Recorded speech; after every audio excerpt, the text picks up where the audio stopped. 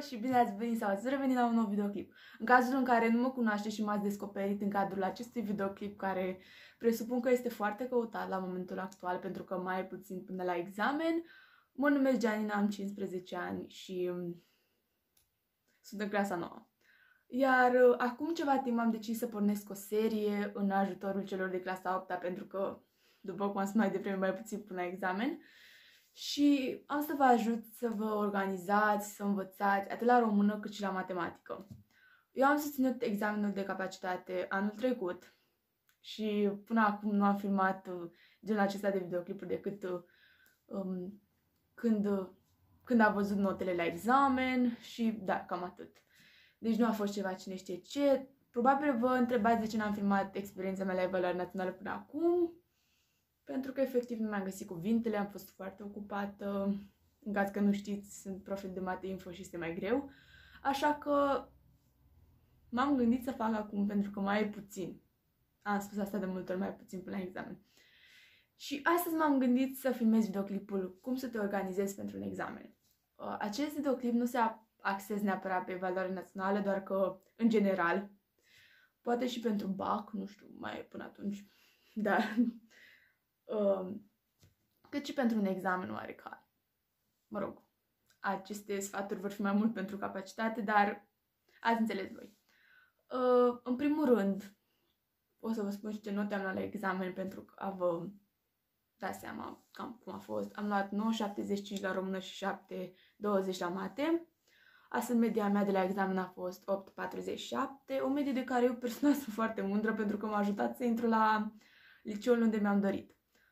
Astfel, media mea totală, cu media de pe 4 ani, care a fost 20%, nu foarte mult, a fost 8,72 sau 71, nu mai știu. Și da, deci nu a fost nicio medie foarte mică, nici una extrem de mare. Nu mi-am dorit decât să intru la liceu unde mi-am dorit. Da. Și am să încep cu niște mici sfaturi, după care o să vă arăt și cum am organizat eu la cele două examene. Însă o să fie mai multe videoclipuri, acesta este doar primul, acesta este o întreagă bază. O să mai fie videoclipuri în care o să vă prezint materialele mele. Acum o să vi le prezint pe scurt, doar la română, pentru că la mate nu am putut să le găsesc. Și este dimineața atât de frumoasă și m-am trezit cu o imensă motivație pentru a filma. Și da, să începem. Deci, în primul rând, am văzut că au fost postate niște teste. Iar pentru mine, timpul la examen a fost extrem de important. Deoarece am lucrat și eu foarte multe teste, mai ales la română, cred că am lucrat vreo 90 de teste. Bine, știu că au fost postate doar pe 40 de mini-step, doar că pe primul semestru am făcut o grămadă din cele normale, înainte să înceapă pandemia. Și, sincer, aș fi vrut și eu să știu acest sfat înainte de a da examenul, și anume să vă cronometrați. Să știți exact timpul de care aveți nevoie pentru a vi-l îmbunătăți sau pentru a vă menține tot așa. Deoarece la examen nu știu cât e timpul, nu m-am documentat chiar și de mult, însă să vă încadrați în timpul acela. Pentru că vă dați seama că dacă, spre exemplu, vrea 5 ore să faceți un test la română sau la mate, nu aveți cum să-l terminați în timp util la examen și vă trebuie să vă organizați mai bine la acest capitol. Deoarece, sincer, pentru mine, cel mai important a fost la examen sau în perioada de dinainte de examen, organizarea. Fie că m-am organizat la română, fie la mate, a fost aceeași chestie, organizare. Asta a contat. Și da, să continuăm. Să vă notați în partea de sus a fiecărui test exact timpul pe care l-ați făcut în facerea acelui test. Habar n-am. Spre exemplu, dacă ți-a luat ție un test să faci 2 ore, să-ți scrii în capăt, pentru că, nu știu, poate îți trebuie același timp la examen și să te menții tot așa. La matematică, dacă îți ia, spre exemplu, un test, dacă îți ia să faci 5 ore, pentru că poate sunt unele persoane care se descurcă mai puțin la mate, cum am fost și cazul meu, scrieți acolo pentru a încerca să scădeți din timpul acela cu fiecare test pe care le faceți în continuare. Deoarece cred că asta este foarte important, timpul, trebuie să fiți stabili în timpul acela și să vă cunoașteți cunoștințele. Și da, cred că acesta este primul sfat. Scrieți în partea de sus a fiecărui test timpul care l-ați petrecut în a face acel test. Doar că atunci când vă apucați de test, încercați să nu faceți pauză, doar dacă voia mai puțin să faceți testul. Da. Doar că faceți asta. Am văzut acest sfat la o fată pe TikTok, nu mai știu cum se numea, doar că mi se pare un sfat foarte bun încât să vă organizați mai bine cu privire la timp. Un alt sfat care pe mine m-a ajutat foarte mult în organizare a fost, eu am un geam în cameră pe care nu prea îl folosesc pentru a mă uita la o priveliște, cine știe ce. Eu mi-am lipit o grămadă de foițe, sticky notes-uri, o grămadă de chestii, astfel încât deja nu mai intra lumina în cameră decât pe ușă, deoarece m-a ajutat foarte mult să rețin lucrurile pe care chiar nu puteam să le rețin, deoarece eu lucram la biroul din cameră, care este și acum, față în față cu acel geam. Și eu îmi puneam tot felul de sticky notes-uri, atât motivaționale, cât și care conțin anumite detalii sau anumite lucruri, cum ar fi la matematică. Îmi puneam foițe cu unghiurile suplimentare, complementare, detalii din acestea mici care totuși contau. Și da, cam asta am făcut și la matematică și la română. La română puneam regionalisme, neologisme, nu mai știu ce a fost la examen. Și puneam și niște sticky notes-uri cu testele la română. Mai precis testul 1, 2, 3, 4, pe toate am pus mai multe de îndată ce am văzut că se tot postează teste.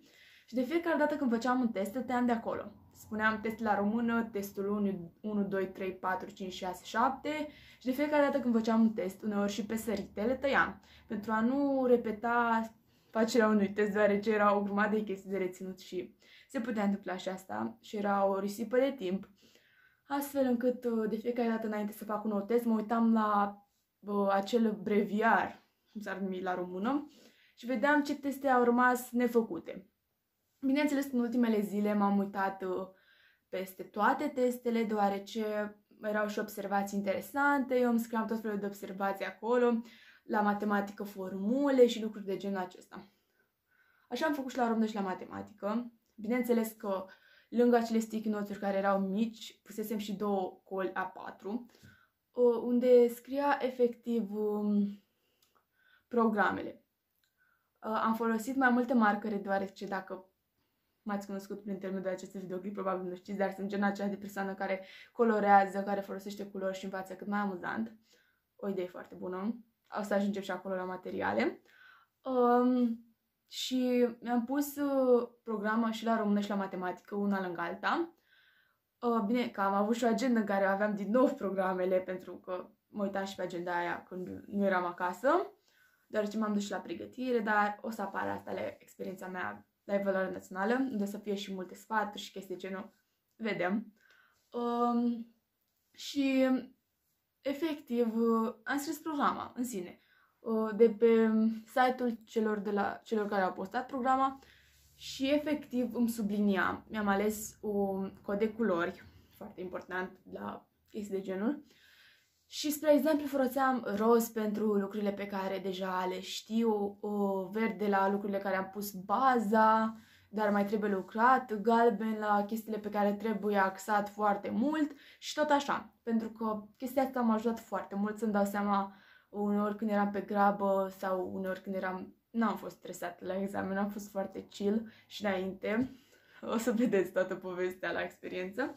Și da, efectiv așa făceam și uneori când voiam să mă pun la birou să repet, nu mai aminteam tot timpul ce vreau să repet sau chestii de genul, așa că mă uitam pe acea programă și îmi dădeam seama imediat ce trebuie să studiez în ziua aia sau mă axam mai mult pe chestiile pe care nu le știam deloc, dar care se aflau totuși în programă și erau destul de importante.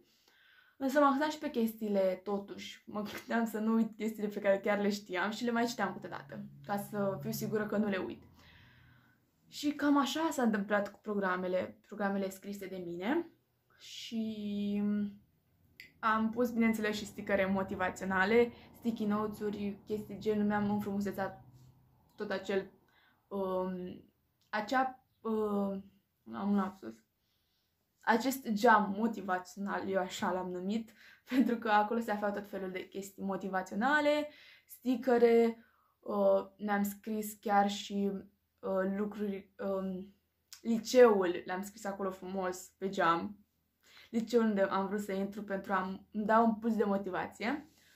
Și da, cam asta a fost pe scurt cu organizarea în